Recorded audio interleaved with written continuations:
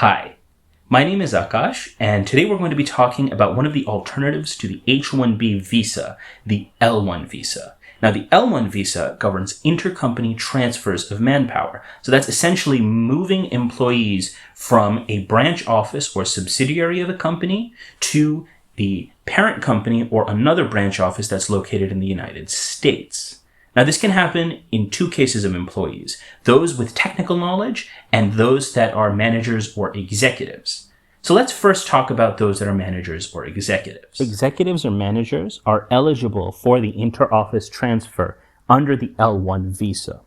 Now, to demonstrate this, you have to show that the employee that is being transferred has broad discretionary decision-making power. What that means is that they're able to make decisions regarding key aspects of the company, and they're able to do so without regular or constant oversight.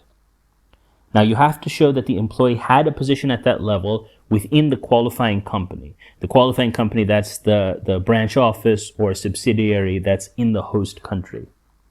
And they have to hold this position for 1 year or longer. That's 12 calendar months. Now, another way that you can qualify as an executive or manager for the L1 visa is if you are going to the US with the explicit purpose of setting up a subsidiary or a branch office in the US. Now, the extent to which you can qualify for the L1, the time period for which it's valid, and the particulars of the application will change depending on whether you are being transferred to an existing office or whether you are going to establish an office, but this is another option that is available for L1 visa applicants.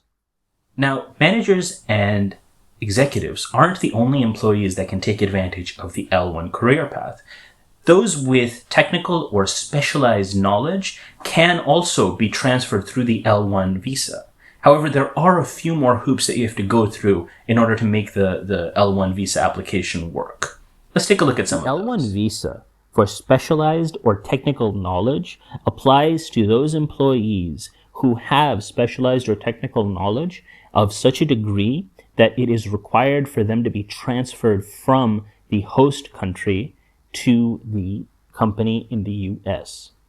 Now, one pitfall that a lot of people fall into when considering the specialized or technical knowledge L1 visa is assuming that any level of complex, detailed, or qualified information or skills will be sufficient to meet this requirement. Unfortunately, that is not the case. It truly does not help your case if you have, several masters or you have a high degree of technical competence, even to the level of qualifying for a extraordinary person O visa. All that matters is that knowledge is specific to the company. Essentially, what you're proving is not that you need someone that is highly competent, but that you need someone that has knowledge that can only be gained by working for the company. So the application has to show that there is some form of technical or specialized knowledge that an employee has gained while working for the qualifying organization that makes them the only appropriate candidate or only one amongst a small pool of employees that are appropriate candidates for the position that they're being transferred to within the US host company. Now, just like with the executive or managerial L1 visa, they must have had this position within the host country for 1 year or longer. So in a nutshell, that is the L1 inter-office transfer visa.